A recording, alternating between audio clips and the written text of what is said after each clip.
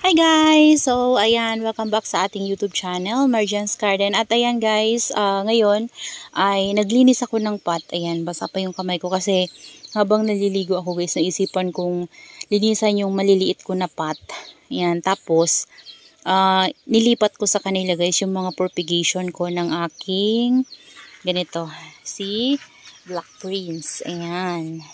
So, ito na guys, yung mga Black Prince ko na nandito na nabili before kay Succulent Amore. So, meron ako sa kanilang mga nakuha na leaves na pinopropagate ko guys. At meron nang tumutubo sa kanya na baby. And yung pinakauna ko guys na tinry na ipropagate sa kanya ay meron na siyang malaking baby at marami siyang heads guys. So, nandito sila guys sa baba. Ayan. So, ayan guys, dito ko sila pinwesto. Ayan, so yung pinagtaniman ko sa kanila guys ay fresh na rice hull and then yung garden soil, pinaghalo ko lang guys. Ayan. Oh, di ba? Dito ko sila nilagay para hindi sila guys magagalaw. Ayan, so ito yung pinakauna kong pinropagate sa kanya guys. Alam niyo ba guys, before napakarami ko talagang Black Prince kasi favorite ko talaga si Black Prince nung nagsisimula pa lang ako guys mag-alaga ng mga succulents. So marami ako naiuwi na Black Prince before nung umuwi ako dito kasi before nagsimula talaga ako mag-alaga ng succulents ay nasa Metro Manila pa ako guys. So yung mga halaman ko na succulents dati guys ay pinagdadala ko dito. Ayan. So, marami ako na-propagate nito dati guys. And wala pa tayong greenhouse na open area pa lang yung ating napaglalagyan ng mga succulents. Kaso lang guys, ang nangyari nun, pinagapakapaka ng manok. And naka-rain or shine lang talaga sila guys. And natutuwa ako kasi ang dami ko na-propagate ng mga leaves ng ating mga Black Prince. So, pinaparami ko talaga sila guys. Kaso lang yun nga, sa sobrang kakaulan dito guys ay nasira sila guys na nalusaw sa sobra na rin na ulan guys kasi minsan pag umulan dito minsan 2 weeks to 3 weeks na guys, ganyan, ulan ang ulan. So mainit naman minsan tapos biglang uulanin. So ganun yung nangyayari kaya 'di ba nabibilad sila, nainitan sila tapos biglang ulanin. So ang nangyayari guys ay nagmamashi. So, nangingitim yung kanilang mga leaves. So, marami ako nitong na-propagate before. Yun yung nangyari. Kung hindi lang sana yun guys na sira ng manok, tapos na sobrahan naman sa ulan-init, marami sana akong Black Prince. Ayan, may din dito guys, Rumba. Ayan o, si Rumba.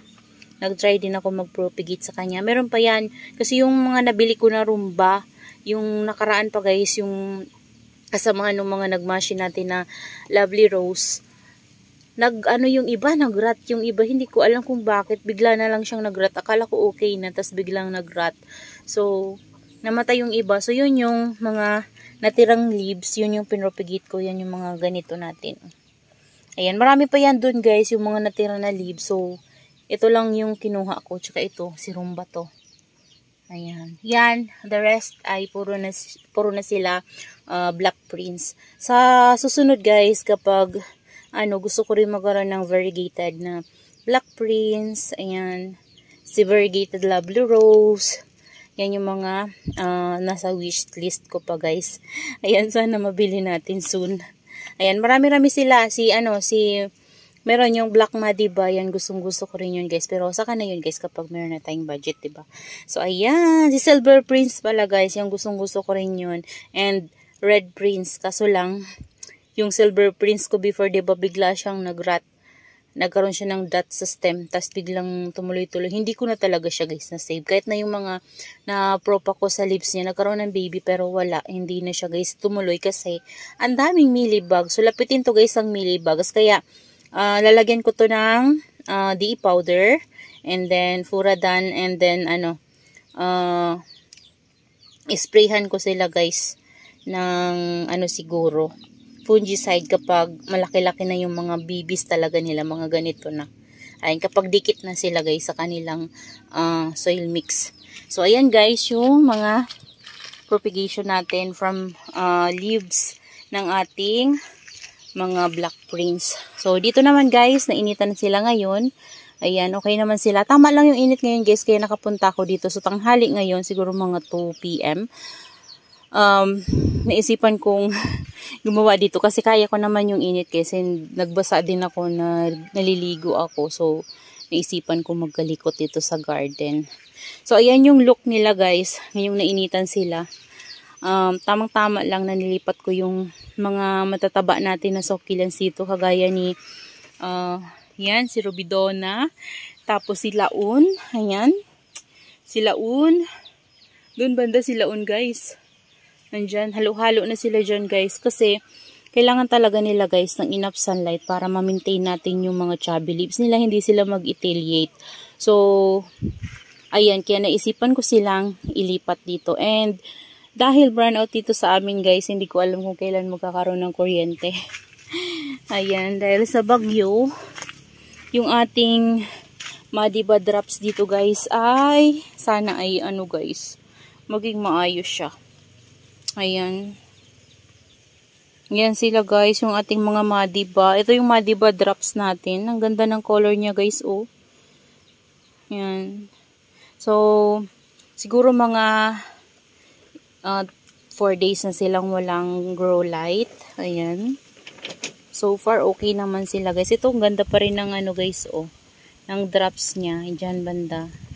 Kasi nga, dahil sa grow light yan guys. Kaso lang, dahil walang grow light, sana naman, ma-maintain pa rin natin yung caruncle sa leaves nila guys. So, ayan.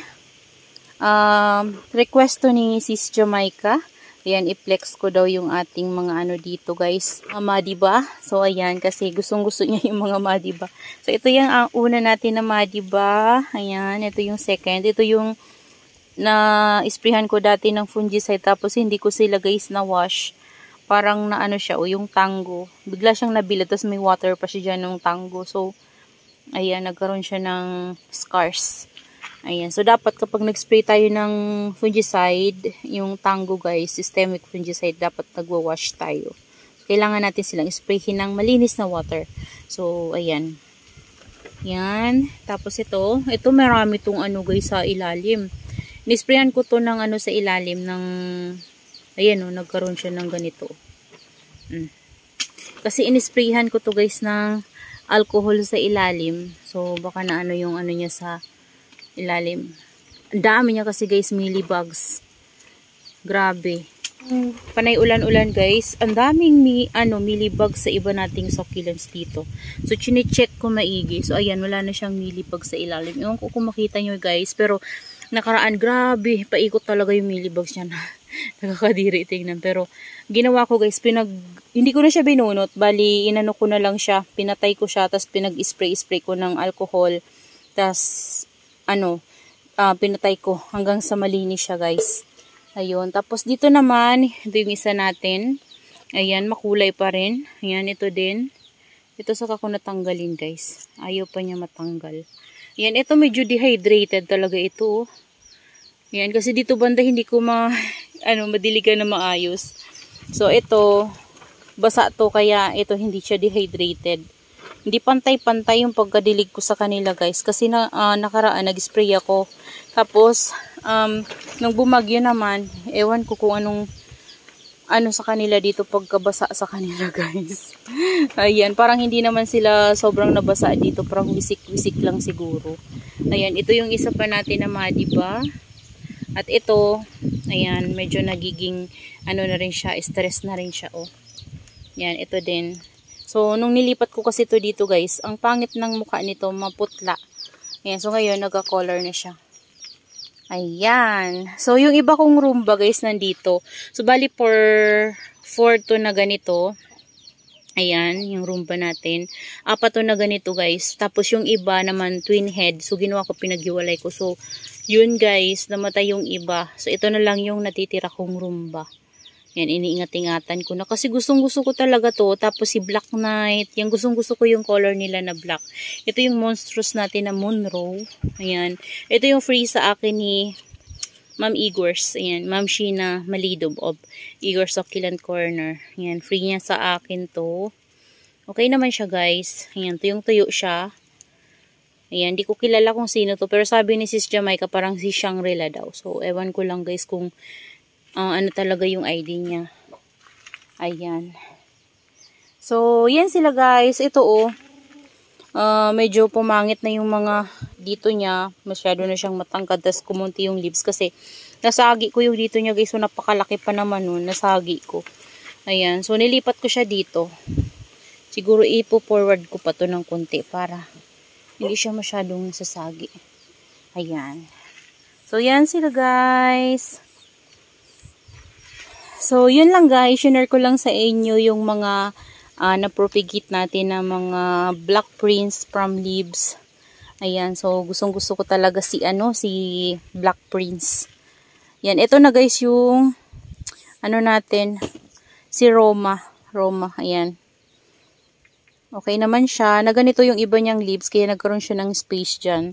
Ayan yung iba naman ay nag-dry. So, gustong-gusto talaga nila guys yung after unboxing, itanim agad. Tapos, mainitan sila. Tapos, ito naman nangyari dito. Pagkatanim ko, bumagyo. Tapos, nadiligan sila guys. Ayan, okay naman sila. Basa pa nga guys, Ayan, pero hindi ko yan kusang dinilig guys, Talagang bumagyo. And nabasa ko rin yan guys ng spray, pero hindi yung grabe yung pagkabasa ko, pero yung bagyo talaga yung nagdilig sa kanila. And okay naman sila guys, so far so good. So that's all for today's video guys, and I hope you enjoy watching and see you on my next vlog. Happy gardening everyone! Bye bye!